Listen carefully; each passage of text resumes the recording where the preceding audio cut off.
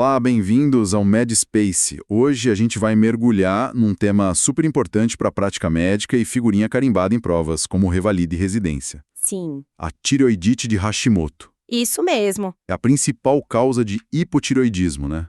Então entender o diagnóstico, o tratamento e, olha, aquele cuidado especial com idosos. É fundamental.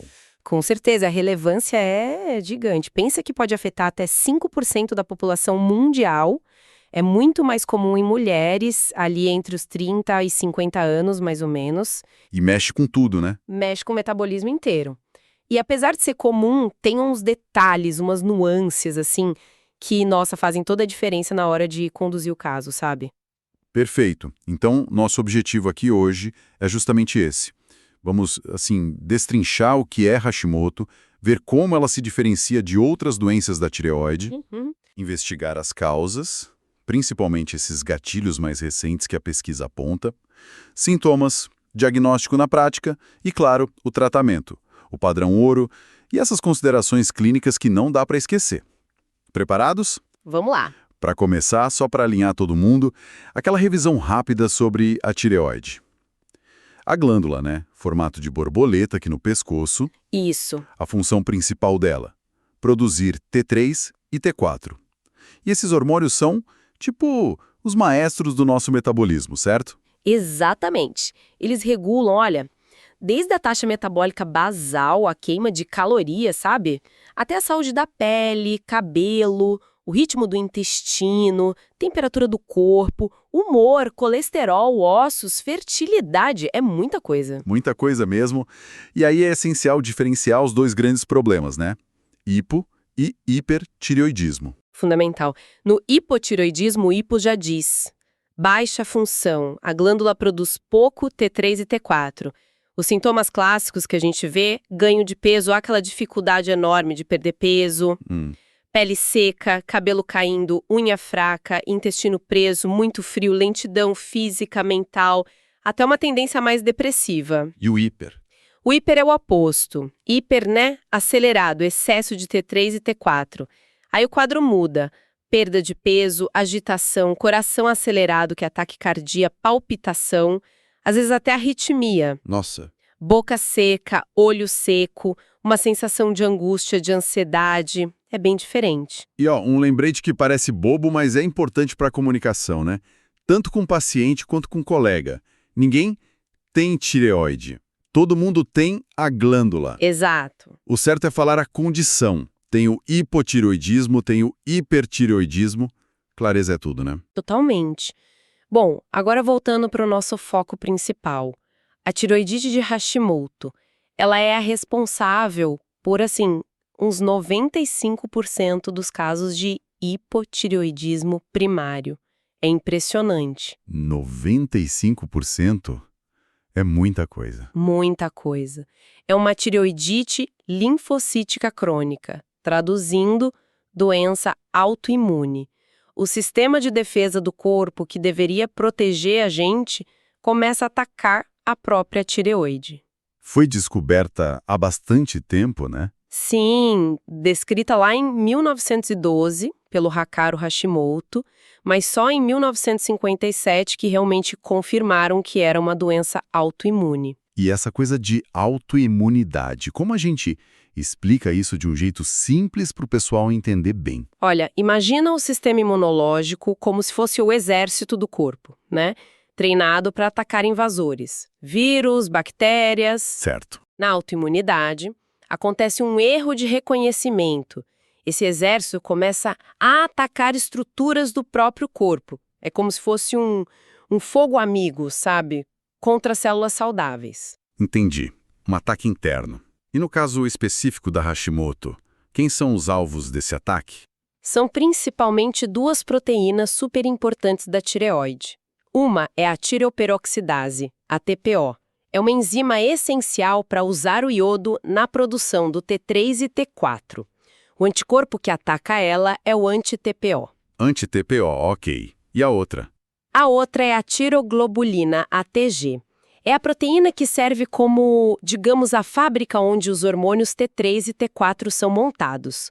O anticorpo contra ela é o anti-TG. Então, se a gente acha esses anticorpos no sangue, o anti-TPO e o anti-TG, isso confirma o ataque autoimune? Sim, eles são os marcadores que a gente usa no sangue para indicar que essa autoimunidade contra a tireoide está acontecendo. O anti-TPO, principalmente, é bem sensível e específico para Hashimoto. Mas eles sozinhos causam a destruição da glândula? Aí que está o ponto fascinante. Os anticorpos funcionam mais como sinalizadores, sabe? Indicam que o processo autoimune está ali. A destruição mesmo, a perda de função da tireoide que leva ao hipotireoidismo, acontece mais pela infiltração de células de defesa, os linfócitos. Eles causam uma inflamação crônica ali dentro e, com o tempo, fibrose. Ah, então a destruição é celular. Isso. Por isso que uma pessoa pode ter os anticorpos positivos por anos, mas a função da tireoide ainda está normal. A destruição é progressiva. Entendido. E tem aquela fase que às vezes confunde um pouco, a tal da hashitoxicose. Existe sim, mas não é tão comum a gente pegar essa fase. É algo transitório, geralmente bem no comecinho da inflamação. Ah, no início. É. Quando as células da tireoide começam a ser destruídas, elas liberam um monte de hormônio que estava guardado lá dentro. Isso joga muito T3 e T4 no sangue de uma vez. E aí dá sintoma de hiper, temporariamente. Exatamente. A pessoa tem sintomas de hipertiroidismo por um tempo. Mas, assim, a história natural da Hashimoto, para onde ela caminha, é para o hipotiroidismo mesmo. Certo. Falando agora da prática mesmo, do diagnóstico no dia a dia. Como esse quadro chega pra gente? No consultório, no PS, a gente já falou dos sintomas clássicos do hipo. Mas aqui tem um ponto interessante para conectar com as provas. Aquela questão clássica de Jundiaí, 2019, lembra? Lembro, sim. Mulher na pós-menopausa, com fraqueza, sonolência, cansaço fácil, pele pálida, seca, cabelo caindo, tontura.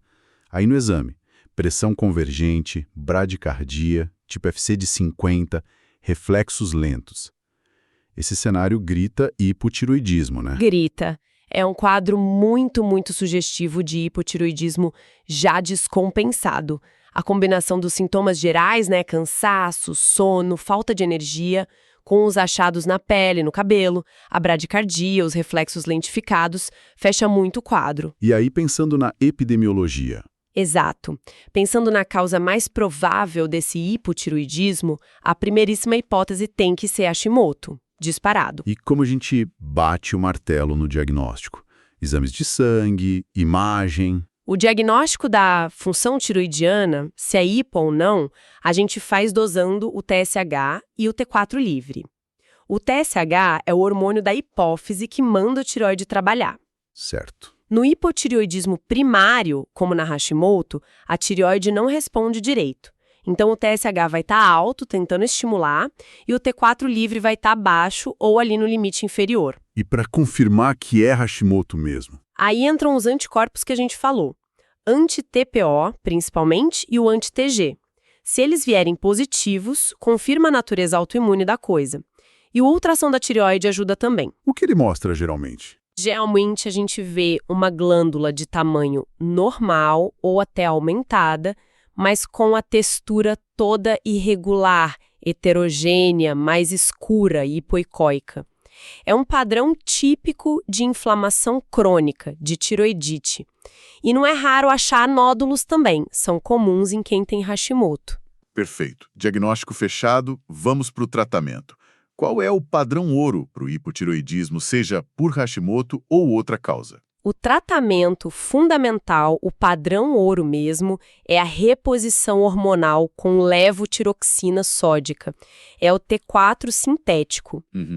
O objetivo é simples, devolver para o corpo os níveis normais de hormônio, normalizar o TSH, o T4 livre e, com isso, aliviar os sintomas e evitar complicações no futuro.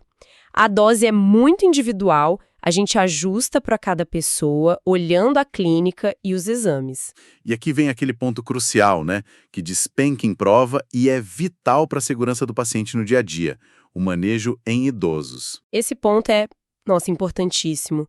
Não dá para esquecer, Em pacientes idosos ou em quem já tem alguma doença cardíaca conhecida, a regra de ouro para começar a levotiroxina é start low, go slow. Começar baixo, ir devagar.